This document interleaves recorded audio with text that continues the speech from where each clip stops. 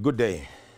All the world's industry that is associated with commercial media has not been spared by the COVID-19 pandemic.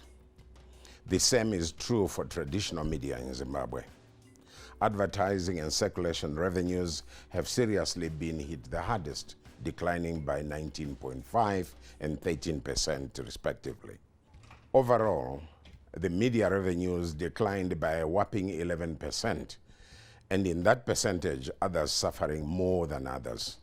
It is pleasing to note, therefore, that Zimbabwe newspapers held its own by defying those doomsday numbers and posting better results than the global performances, as our revenues in hyperinflationary terms was 94% better than the same reporting period last year. We have, of course, always been a diversified company.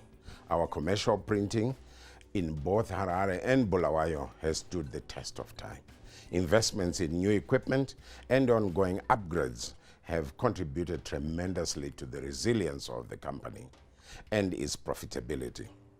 Over the recent years, that diversification has been extended to include radio and television broadcasting.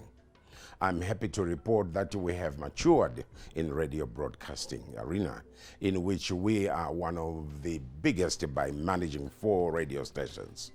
We are about to delve into public free-to-air television broadcasting after we were granted a license by the Broadcasting Authority of Zimbabwe. The free-to-air side of television broadcasting will be new.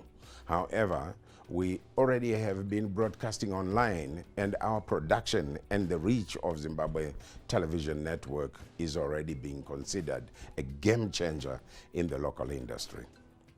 Heavy investments are being made and programs being developed or acquired to take television broadcasting in Zimbabwe to a truly new level when we launch our free-to-air service soon. Hedging against the decline in traditional publication and distribution of news is what your board and management and staff of Zimpapers are entirely focused on right now. We are pursuing opportunities in digital publishing, developing online platforms to satisfy the new ways audiences are now trending towards in the consumption of news, particularly online. Penultimately, let me talk about the focus of your company's values.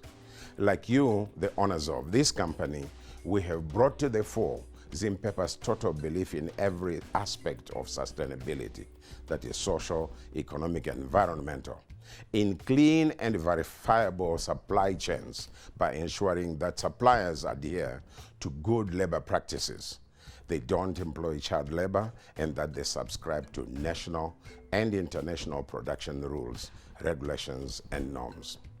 Before inviting the Chief Executive Officer, Mr. Pikirai Degateke, to take us through a review of operations and what's in store for us, I want to thank the company's most important resource, our employees, for rising to the occasion, particularly in time of COVID-19.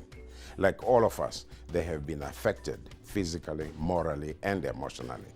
COVID-19, especially in its early days last year, has been devastating on our state of mind, confusing, suspicious of any little cough and any little ache in our body. Your workers refused to be paranoid. Senior management was there to provide the leadership that was required at this critical juncture. We had several workers who got infected. Thankfully, there was not a single fatality. Thank you all.